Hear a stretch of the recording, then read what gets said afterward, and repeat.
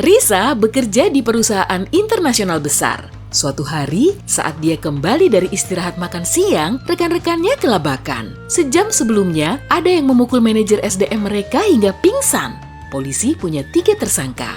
Laura, pelamar kerja, bilang dia agak kesal dengan si manajer. Parah sih, dia harus menunggu sampai berjam-jam karena si manajer membuat janji temunya molor. Jadi, Laura harus menunggu di luar sambil hujan-hujanan, kemungkinan juga terserang masuk angin. Tapi tetap saja, ucapnya, saya tidak mungkin memukulnya. Lagian, pukulan saya tidak cukup kuat lah. Gary dari Departemen Pemasaran mengaku dia tidak menemui manajer SDM sejak sejam masuk kantor. Dari pagi sampai jam makan siang, dia ada meeting. Yakub dari bagian Litbang menjelaskan dia naik sepeda menuju kedai kopi terdekat untuk beli kopi tubruk. Ini juga baru balik. Jadi, siapa yang memukul manajer SDM sampai pingsan?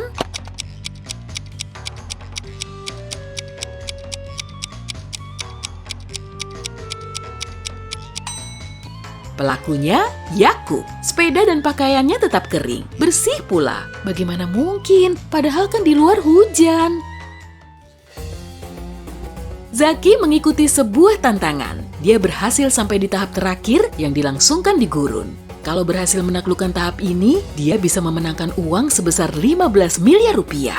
Zaki harus mengeluarkan kunci dari salah satu periuk. Di atas periuk pertama, ada mangkok berisi cairan super asam. Mangkok di periuk kedua dipenuhi laba-laba beracun. Yang ketiga, apinya terus membara. Di mangkok periuk keempat, ada ular viper berbisa.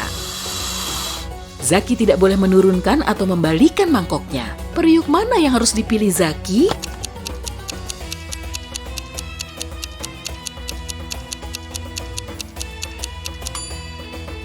Yang ketiga, dia bisa mematikan apinya dengan pasir, lalu mengambil kuncinya.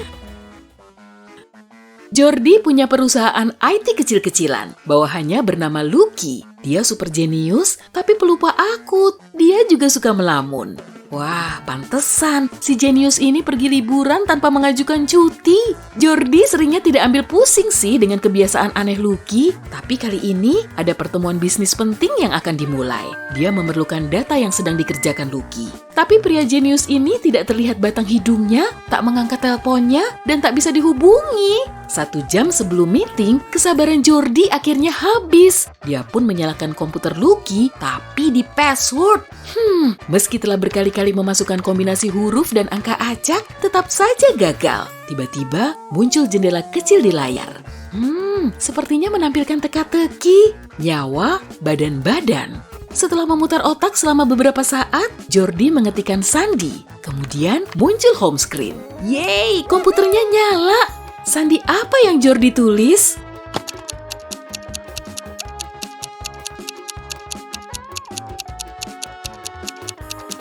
Jawabannya adalah 1 nyawa, 2 badan. Sehidup semati.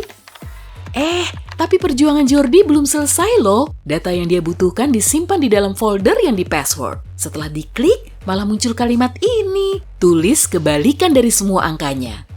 Kok sulit ya? Untungnya, Jordi paham dengan cara pikir Lucky. Dia tak perlu berlama-lama untuk bisa menjawab dengan benar.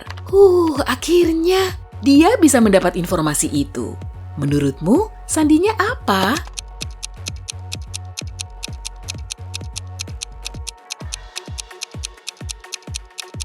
Ainakna Aumes. Nah, itu jawabannya. Kata sandinya, semua angkanya yang ditulis dari belakang. Camilla takut banget sama anjing. Saat jogging di taman, dia melihat anjing besar berada di dekat kursi taman. Kelihatannya galak tuh. Tali kekangnya sepanjang 1 meter. Menurut perkiraan Camilla, tak masalah kok melintasinya, asalkan jarak aman antara dia dan si anjing sejauh 2 meter. Tapi meskipun pakai tali kekang, anjing itu tetap menggigit Camilla. Kok bisa?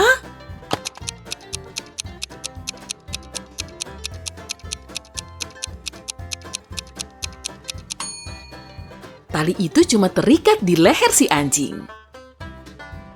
Perusahaan milik David mengembangkan aplikasi baru di ponsel pintar. Dia sedang membuka lowongan untuk posisi desainer. Dari ratusan pelamar, dia cuma memilih 3 orang. Di resume Anggi tertulis, umur saya 23 tahun, meski belum cukup berpengalaman, saya cepat belajar dan telah mendesain aplikasi serupa.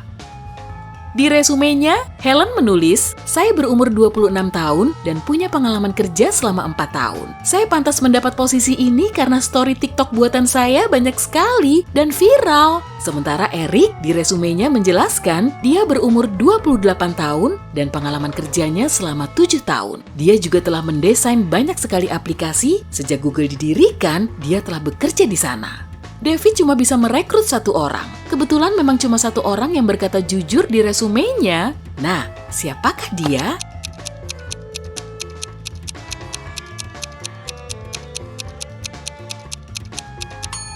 Eric cuma punya pengalaman kerja selama 7 tahun, tapi Google secara resmi didirikan pada tahun 1998. Tidak ada story di TikTok, jadi Helen tidak mungkin membuatnya. David merekrut Anggi. Meski belum bekerja terlalu lama, dia jujur dan portofolionya bagus.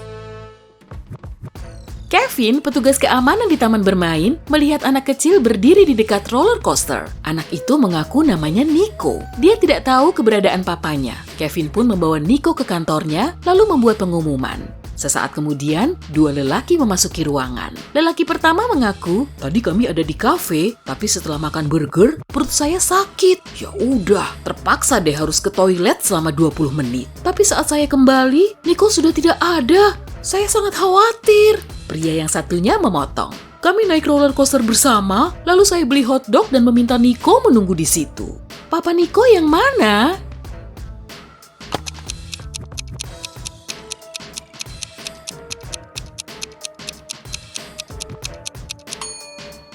Dia masih terlalu kecil untuk naik roller coaster, yang artinya pria kedua berbohong.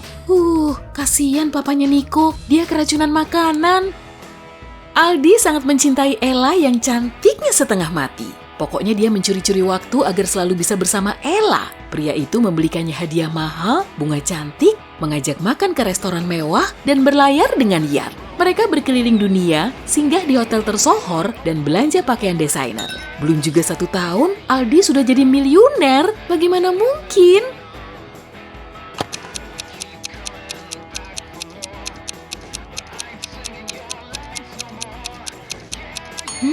Sebelum bertemu Ella, duit Aldi mencapai triliunan. Waduh. Tadinya Krishna punya perusahaan besar dan sukses, tapi kemudian investor utamanya bangkrut. Dia jadi patah semangat, lalu menemui sobatnya Justin, pemilik kafe. "Jangan murung dong," kata Justin. "Tiap hari kafeku dikunjungi pengusaha kaya loh. Hari ini juga ada. Orangnya misterius banget. Dia juga nggak mainan sosmed." "Emang sih, nggak banyak yang tahu jumlah kekayaannya. Tapi aku tahu. Buruan, kenalan sama Doi." Justin menunjuk ke arah belakang kafenya. Saat sampai di tempat yang dimaksud, Krishna melihat 3 pria. Dia lupa menanyakan ciri-ciri si pengusaha kaya ke temannya. Setelah benar-benar mengamati, Krishna langsung tahu pria mana yang bisa jadi penolongnya.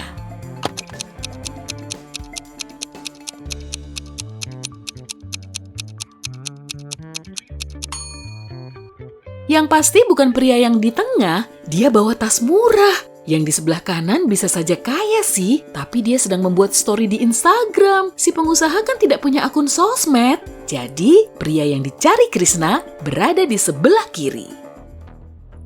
Krishna benar, rupanya pria itu memang tajir melintir. Dia tertarik dengan bisnis Krishna. Tapi sebelum menandatangani perjanjian, dia menyebutkan 1 persyaratan. Krishna harus membuktikan kalau dia siap menghadapi segala situasi yang bikin dia stres. Oke, Krishna tak punya pilihan selain mengiyakan.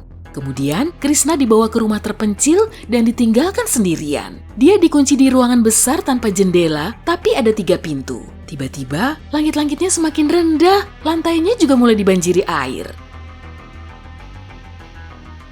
Krishna tahu, di balik pintu pertama, ada pusaran air kuat yang bisa menenggelamkannya dalam sekejap. Pintu kedua, menyembunyikan sekumpulan ikan piranha garang. Di balik pintu ketiga, ada lubang dalam yang lantainya dipenuhi kayu runcing. Pintu mana yang harus dipilih Krishna agar selamat?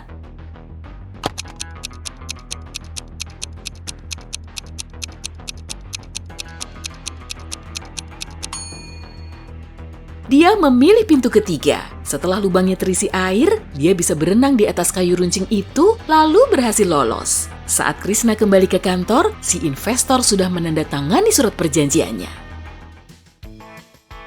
3 sekawan janjian nongkrong bareng saat weekend. Salah satunya, Rian diminta membawa pizza. Tapi dia datang telat. Teman-temannya kelaparan semua. Anehnya, dia tidak mengangkat telepon mereka. Tapi sekitar sejam kemudian, dia mengirimi mereka foto selfie. Dia terlihat sedang berdiri di samping mobilnya dan menulis pesan kalau dia kehabisan bensin lagi di pom bensin.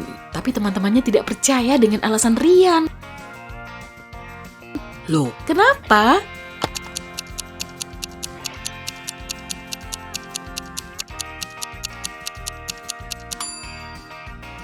Di foto itu jelas terlihat kalau Rian membawa mobil listrik, jadi tak perlu bensin lah.